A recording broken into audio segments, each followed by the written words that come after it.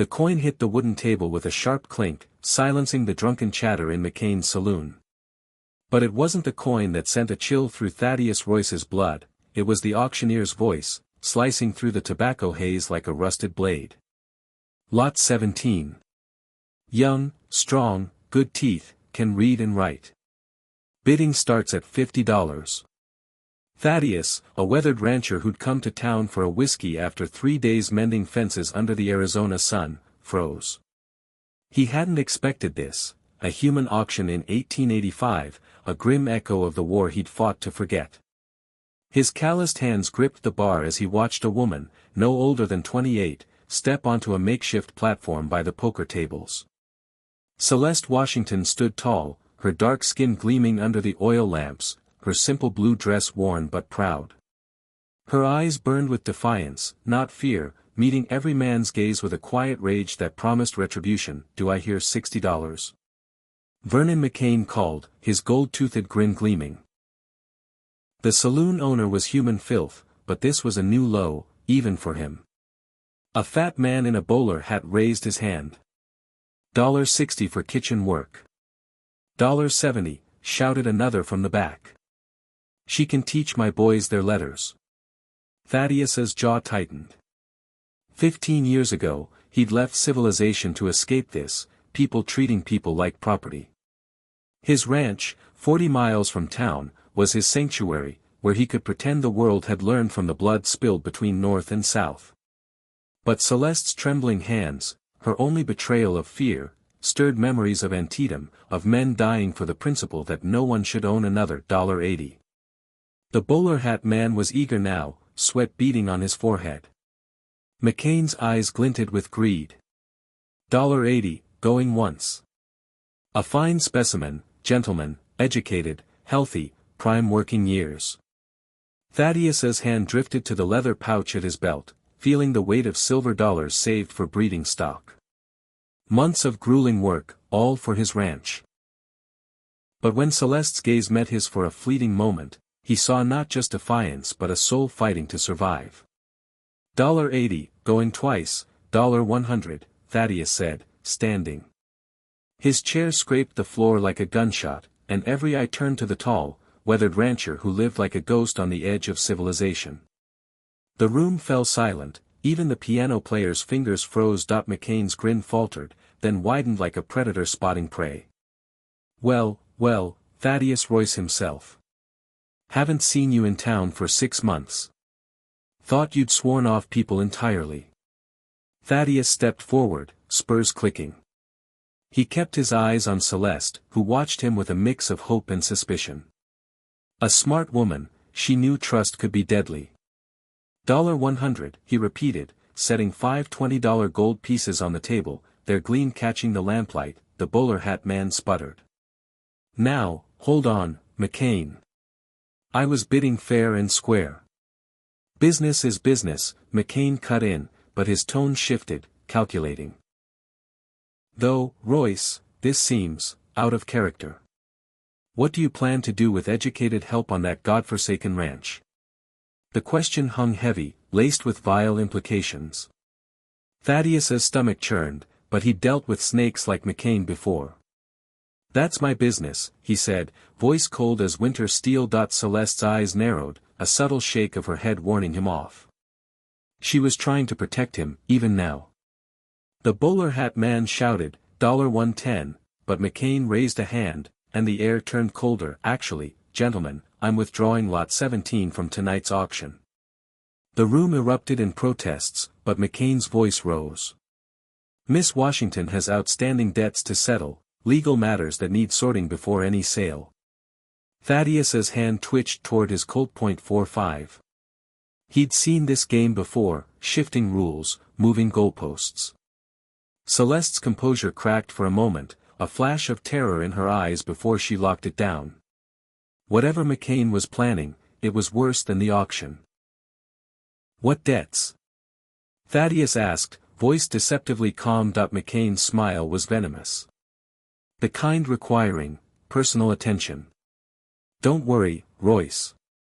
I'm sure a solitary man like you can find other ways to spend that money. McCain's 2 hired guns, brass-knuckle types who buried problems in shallow graves, edged closer. Then McCain dropped the bombshell. Miss Washington killed a white man in self-defense 3 towns over. The sheriff in Tombstone's been hunting her for 2 weeks. The saloon froze. Thaddeus's blood turned to ice. If true, Celeste wasn't just fighting for freedom, she was fighting for her life. But McCain's glittering eyes suggested more to the story. Celeste's voice cut through the silence, steady despite her situation. That man tried to force himself on me in a hotel room. I defended myself with a letter opener. Any decent court would call it justified. McCain chuckled. Unfortunately, Miss Washington, decent courts don't exist for people like you. And the man you killed? The mayor's son. A death sentence. No jury in 1885 Arizona would care about self-defense when a black woman killed a prominent white man. The hired guns closed in, hands on their weapons. McCain continued, here's what's going to happen. Miss Washington will come with me to discuss her situation privately. Anyone who interferes is obstructing the law. Celeste's eyes met Thaddeus's again, and he saw resignation. She was preparing to die. What's your game, McCain? He asked, voice sharp. McCain's smile widened. Just a civic-minded businessman helping the law. Though, if someone compensated me for the trouble of harboring a fugitive, he let the words dangle. How much? Thaddeus asked, $500. Cash. The number was a gut punch, more than most men saw in 2 years. Enough for a small ranch, a new life. But Celeste's eyes held a fragile spark of hope, and Thaddeus had spent 15 years running from moments like this. $500, he repeated, fingers drumming his gun belt. That's a steep price for a civic-minded man. McCain's eyes narrowed, sensing a shift. And in a room full of armed men, you're not in a position to negotiate. The larger hired gun, Knuckles, stepped forward. Boss, maybe we should just, shut up, McCain snapped, eyes locked on Thaddeus. Mr. Royce is thinking, aren't you? Thaddeus was thinking, about the ranch he'd built with every drop of sweat, about the war's horrors, about Celeste's trembling hands steadying as she faced death. I don't have $500, he said finally. McCain's grin was triumphant. Then Miss Washington and I will have that private conversation. But, Thaddeus continued, pulling a folded, yellowed paper from his vest, I've got something else. He unfolded it. Deed to the Circle R Ranch. 4,700 acres, year-round water, a cabin improved yearly. Worth at least $2,000. The saloon went silent. Everyone knew Thaddeus would die before giving up his ranch. It was his life after the war. McCain's greed warred with suspicion. You'd give up your ranch for her? Thaddeus looked at Celeste, who stared back, shocked. I would. Why? Celeste whispered. Thaddeus paused, remembering cannon smoke and broken promises. Because some things are worth more than land. McCain's calculation turned cold. Interesting offer, Royce, but you're not negotiating here. Knuckles and his partner drew their guns, the sound slicing through the silence. Thaddeus's Colt cleared leather in a flash, aimed at Knuckles, but Celeste stepped into his line of fire. Don't, she said, eyes locked on his. Pull that trigger, and every lawman in Arizona will hunt you down for helping a fugitive. Knuckles laughed. Smart girl. Drop it, cowboy. Thaddeus's mind raced. Too many guns, too many angles. Even if he dropped Knuckles, Celeste would die in the crossfire. But her eyes held something else. She wasn't saving him from the law, she was saving him from becoming the man he'd left behind in the war. Put it down, Thaddeus, she whispered. Slowly, he lowered his weapon. The saloon exhaled, but McCain's smile was poison. Excellent choice. Now, Miss Washington, shall we? Then Celeste laughed, a sound of defiance, not despair. You keep talking about debts, Mr. McCain, but you haven't asked why I came to your saloon. She pulled a leather journal from her dress, its pages filled with neat handwriting. I wasn't running from Tombstone. I was gathering evidence.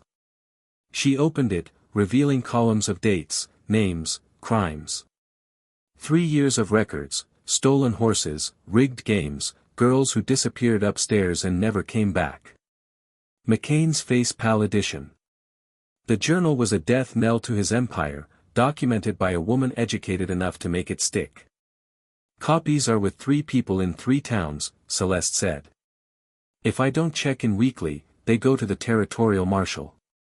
It was a brilliant bluff. McCain's hand twitched toward his gun, but Thaddeus's Colt was up again. I wouldn't, he warned. Then a gun barrel pressed against Thaddeus's neck.